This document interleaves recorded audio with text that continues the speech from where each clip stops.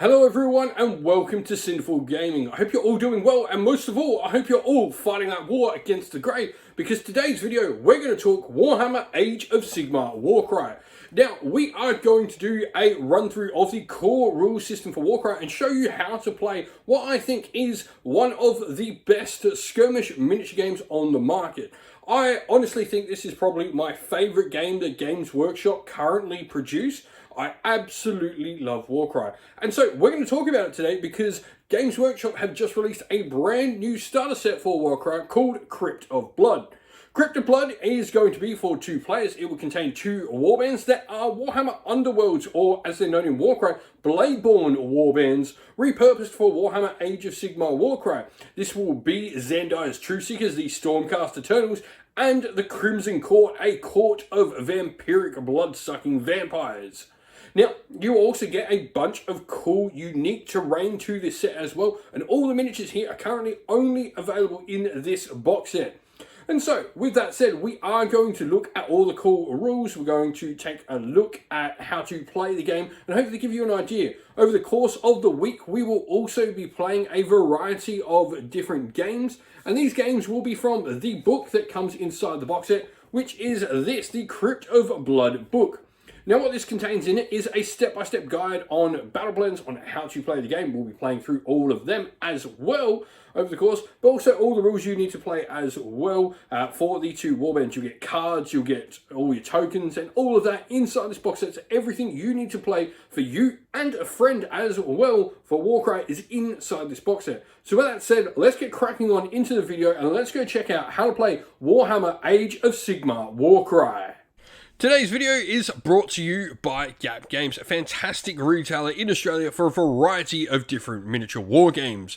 If you'd like to help support the channel, we have an affiliate link where by clicking on and purchasing, you'll help support the channel, but you'll also help support Gap Games, which is a fantastic servant to the community.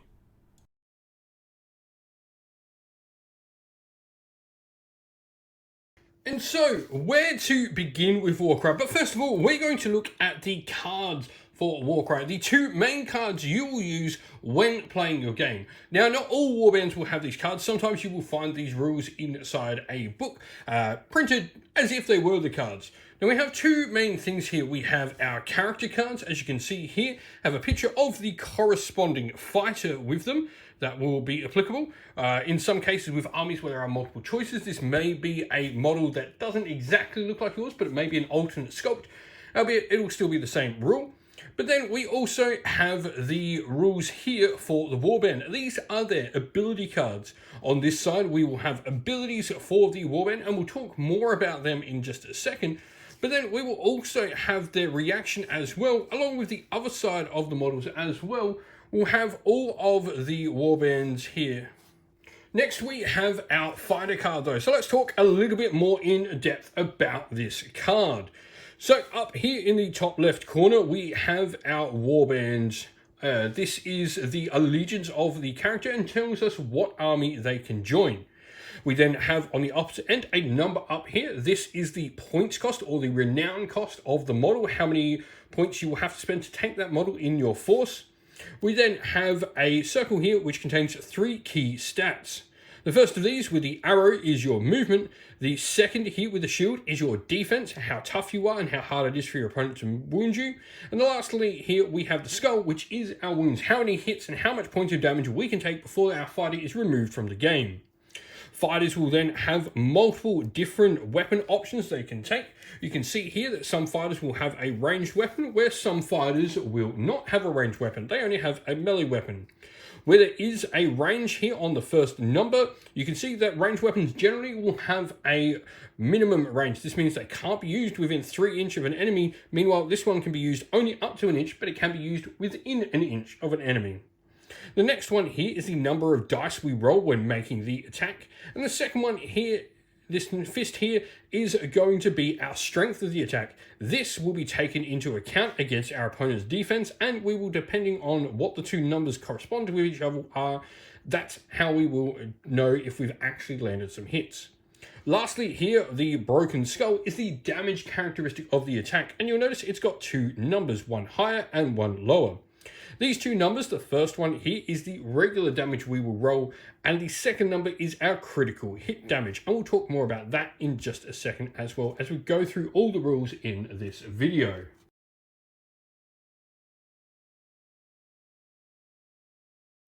A game of Warcry is split into a number of different phases. We're now going to go through all of these phases in turn and show you how the things that activate and happen in these phases works within the game. The first of these phases is called the initiative phase. This is where players determine who will have the initiative in the turn. We then go into the reserve phase, where in battle rounds after the first, reserve fighters will arrive onto the battlefield.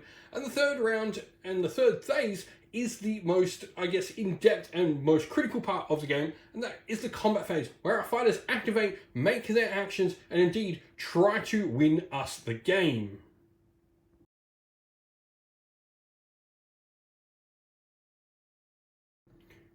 And so, our first phase of the game is called the initiative phase. As mentioned, this is the phase on where we determine who will have the initiative in the turn that is to come. And so, what happens in the initiative phase is each player will have 6 dice for their side. So, what I strongly recommend is when you are playing a game of Warcry, these 6 dice should all be of the same type. Now, what happens in the initiative phase is, first of all, each player will roll to see what their initiative roll is. These red dice will be rolled for the Crimson Court, the vampires down here. Now, we will roll a number of dice, as you can see here, and we will look at the numbers that are included. You will pair up any numbers that are doubles, triples, or quads. In this case, we have 2 3s. This represents a double, and then we also have 2 5s, which represents a double 5. We will pair them up, and these will be known as doubles. If there was 3 of such a number, they would be known as triples. If there was 4 of such a number, they would be known as quads. Now, the rest of the dice that do not have any multiples within your roll of d6 are known as singles. These will be determined and used to determine who has the initiative for the phase. What these doubles and dice will do is these are for your abilities to activate throughout the course of the game. As you can see here on the card sheet, you'll see that each ability corresponds with a particular type of dice combo, whether doubles or triples, sometimes quads as well. And these singles will be used to determine the initiative. Whoever has the most singles will get the initiative. Now, we'll make a roll as well for our Stormcast Eternals. And you can see they got a double 5 here. But they also have 4 singles.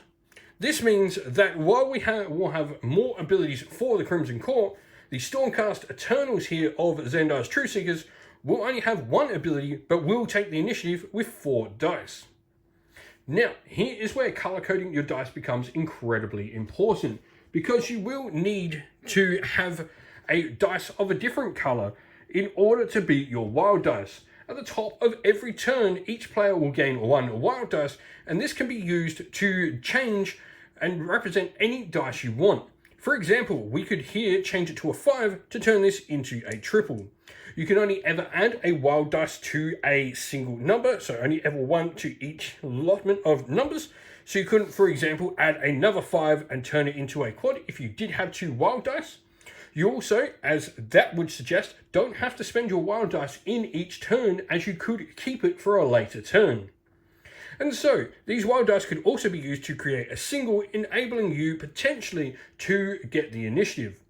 Now, if this was to go that we made a 6 here for a double 6 and changed to 3 singles for the Stormcast, but then we were to also change and go a single 4 here to make 3 singles for the Crimson Court, this means we would get to a tie at the initiative, in which case the players would roll off with the highest dice roll, then getting the initiative for the round.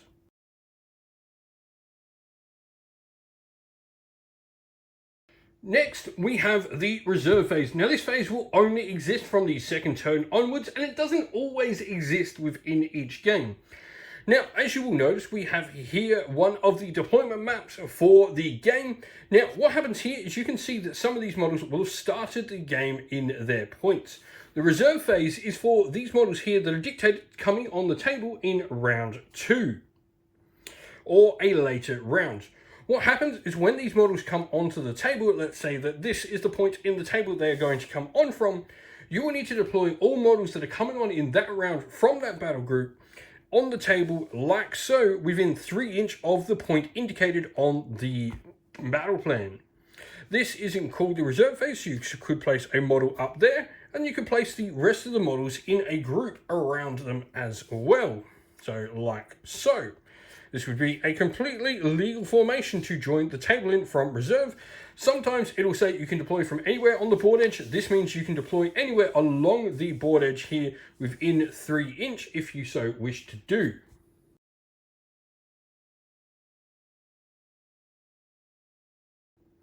In the combat phase, both players will make actions, and these different actions we'll talk about in just a second, but how it will essentially work is each player in turn, starting with the player with the initiative, will pick one of their fighters to make 2 actions. That fighter will then complete their 2 actions, and that fighter will then be activated for the turn. Your opponent will then make a fighter make their 2 actions, and then that fighter will be activated for the turn. You will then go back to the first player, and they will make their 2 actions with another fighter as well. This will continue until all fighters from both sides have made all their actions, in which case that will be the end of the turn. However, if, for example, one warband was to have 4 fighters here and one was to have 3, this means that you would have more fighters here. So you would have, say, one activates, another one activates, another one activates, another one activates, and another one activates. You would then activate all remaining fighters from the warband with more fighters until they are all completely done. Lastly, we have the combat phase. Now, this is the largest phase of the game. This is where your fighters will choose to activate during the turn. Now, each fighter in your warband will get to make 2 actions per turn. They can choose to make the same action more than once if they so wish, but they can also make 2 different actions if they want to do so as well. The types of actions they can make are move, attack, disengage, and wait. Now, let's show you how each of these work. Move actions are pretty simple. We have here the card that we need to look at for our fighter, which is down here. Now, move is this arrow. As we pointed out before, we have the movement of 5. So what we'll be able to do here is move 5 inches with this model. We put the ruler at the top of the base, so no part of the model can ever move more than that number of inches. And then we just move 5 inches. We don't have to move in a straight line. Indeed, we can, if we want, move 2 inches this way, and then decide to move 3 inches this way as well. So you don't have to make that movement all in the same sort of movement. Attack actions are obviously going to be the main sort of action in the game. Now, once again, we need to look at our cards for attack actions, and you'll see here we have our attacking profiles. So we are going to bring 2 of our fighter cards out and show you how an attack procedure will work in a game of Warcry. So 2 fighters will need to be in base-to-base contact in order to do so. And we are going to attack with the Crimson Courts, a fighter of Gorath the Enforcer, into the Stormcast Eternal that is Luxa Stormrider. So, first of all, we look to see how many dice and what range this model's attack is. So first of all, the range is the first number here on the card, and it is a 2-inch range, meaning our fighter is within range to attack. We then look at the second number here on our card, and this tells us how many dice we roll when making our attacks. In this case, 2. We then look at the next number, and this will be the strength of the attack. In this case, 4. The strength of the attack is then compared to the defense of the opposing fighter here, which is the shield on the circle, and is 5. Now, when you make these attacks, depending on what your strength is compared to your opponent's defense, depends on how and what number you need to roll on the dice to do some damage. If the 2 numbers are equal, you will need 4s. If you are stronger, aka your strength is higher than your opponent's defense, you will need 3s. If your strength is lower than your opponent's defense, you will need 5s. Regardless of anything in the game, 1s will always miss and 6s will always cause a critical hit. And so we now roll 2 dice, knowing we need 5s with our dice here, considering we are lower strength than our opponent's toughness. And it would help if we actually rolled. And you can see we've got a 2 and a 5. So what this means is we get 1 successful hit. We will then look over here to see the first number on our regular hit damage, and it is 3, meaning we do 3 wounds to the Stormcast Eternal. We will grab a wound counter so that we can easily mark this and keep track of it during the game, and place 3 wounds down here. Now, that is one of the actions you can do during the game. There are ranged attack actions as well. As we did note before, you can't do these attack actions while you're within 3 inch. But if we are more than 3 inches away, as you can see, we are over 3 inches away here, we can make a ranged attack. This has exactly the same rules as just applied. You will have the amount of attacks, you'll have the strength, compare it to your opponent's defense, and then you'll have your damage as well. Now, if any of your attacks should ever roll a 6 to hit, you will do what's called a critical hit. A critical hit will do the damage value shown on the second number. So for example, if that did hit and he did his second and he got a 6 to hit, he will do a critical and do 6 damage instead of 3. Lastly, we have wait actions, and these are a really interesting action within the game. When you activate your fighters, you can choose to wait on your first action or your second action. If you choose to do it on your second action, this means the fighter will just end their activation. It effectively is a skip. If you choose to do it on your first action, however, your fighter can then skip your turn in the game of activating your fighter, and your opponent then has to activate one of their fighters in the normal sequence of play, but your fighter will have 1 action remaining to activate at a later time.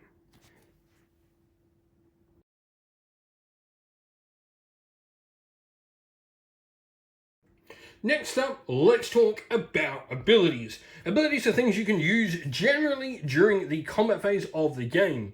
Now, what abilities you have access to depends on what doubles, triples, and quads you rolled in the initiative phase, but also what rune marks your fighter has. Generally, a faction will have all of its rune marks applied to all fighters. As you can see here, we have the Stormcast Eternal faction icon here with the Thunderstrike logo. But then we also have these other rune marks that some of our fighters will have. Now, you can see that we have this one here, and we also have this rune mark, which corresponds to the double of a Lantern Astrala. This is Zandire's special one that only she can use, as the other fighters in the warband don't have that combination of rune marks.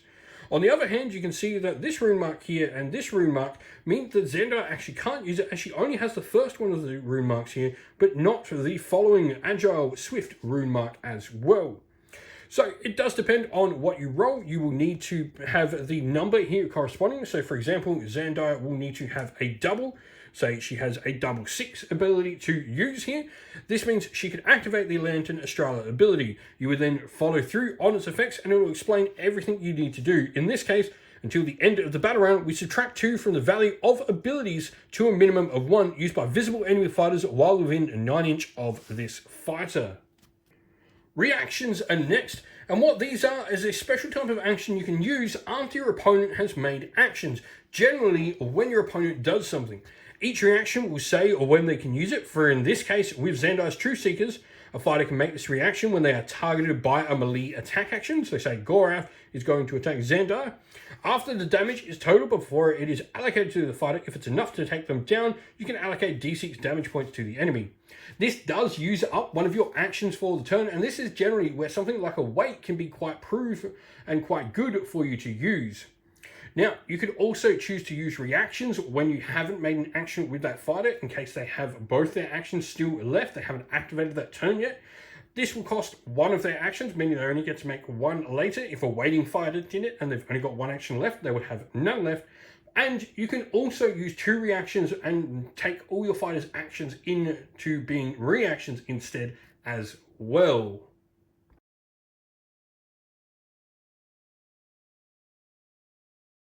Next, let's talk terrain. This is an important part of the game. Now, the first type of terrain here we have is an obstacle. Obstacles are generally less than 1 inch high, as you can see here, this fence. And they are generally, things like walls or fallen rubble, that general thing. Obstacles do not cost any movement penalty to move over. It is assumed that your fighters simply can just leap over them without making anything. So you don't have to minus if this fighter wants to move from here to here. He loses none of his movement for moving over the obstacle. Now, there is an issue here of when we come to larger pieces of terrain, say like this ruin here, that is quite large when compared to the fighter. You will have to make movement equal to the up level of the terrain. As you can see here, it is going to be 3 inches to climb to the top of that terrain. So he would need to take 3 inches out of his movement and then finish his movement with the last 2 inches to move up to the top of that terrain.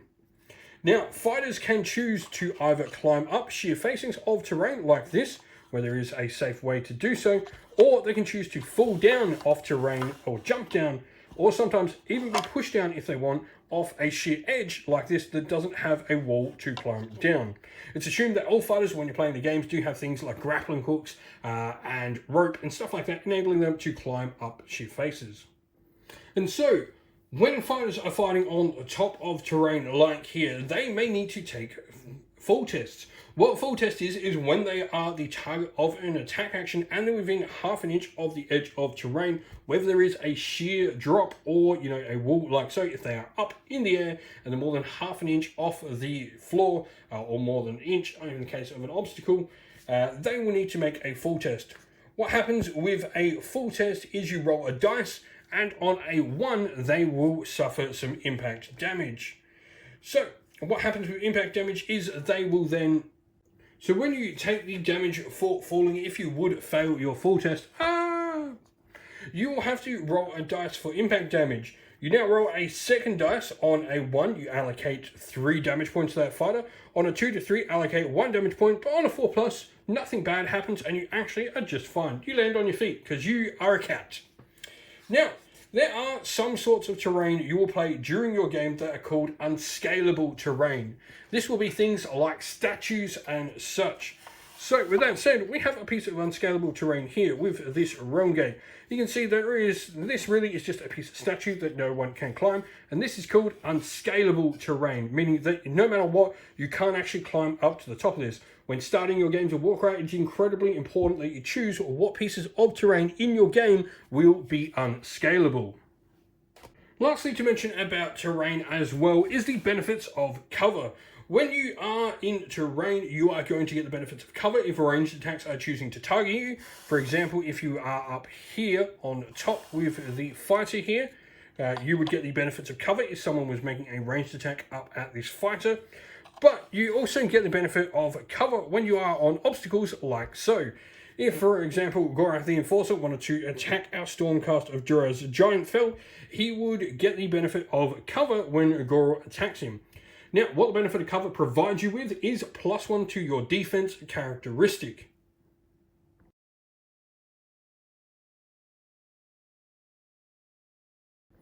Lastly, we have objectives and treasure tokens, and these will be very important parts in a lot of your games of Warhammer Age of Sigmar Warcry. With your objective tokens, which are these ones here with the numbers, and your treasure tokens here with the cool little bits and pieces. These are double-sided, so it could be objectives and treasure at both times.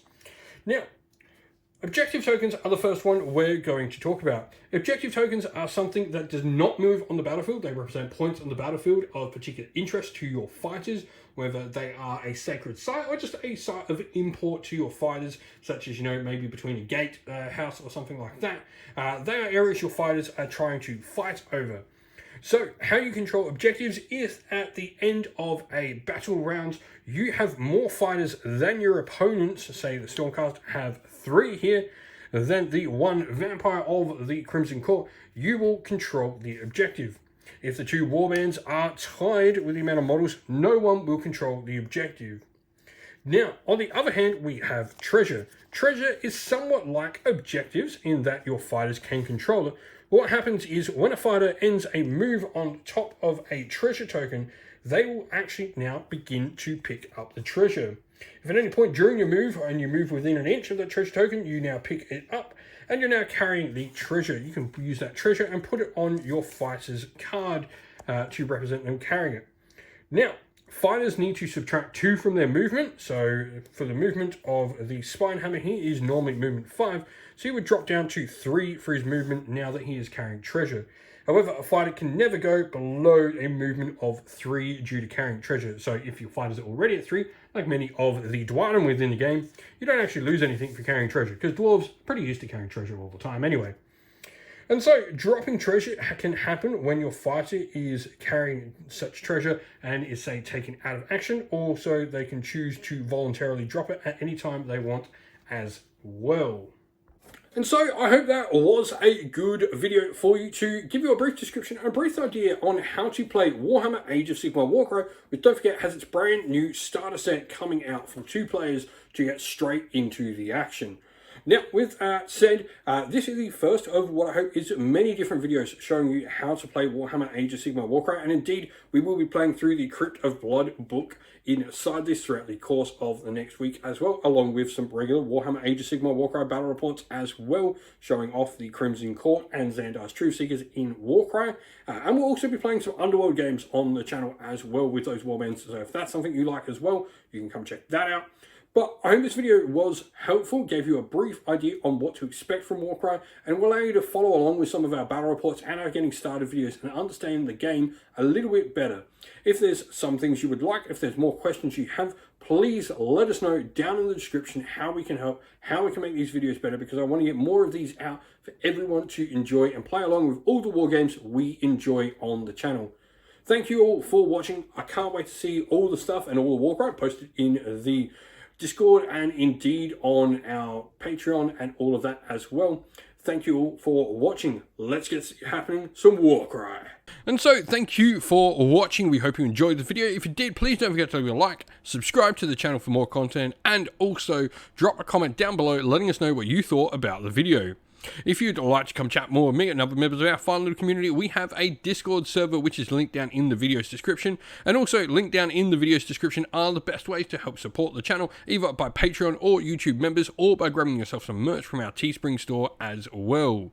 All of those are linked down in the video's description, and a special thank you to our YouTube members and patrons. We'd like to give you all a shout out, so thank you to our YouTube members John Castle, Disco, James Tillman, Monty Tabletop Terrain, Ariana Edwards, Broken Chef, the Johnny84, Lock Lorick, Ronya, Greenroots Gaming, and our patrons Wasaren, Kenny Lyle, Outer and Shot First, Andrew Bowen, Cure Dynamic, JJ Austrian, Average Wargamer, Domir, Mark Harvey, James Cater, Benjamin Swallows, Redman, Iron Grinch, Colorblind Magic, Grimscold, and Andy C. Thank you all once again, everyone. Stay safe, stay well, and most of all, keep fighting that war against the grey. Ciao for now.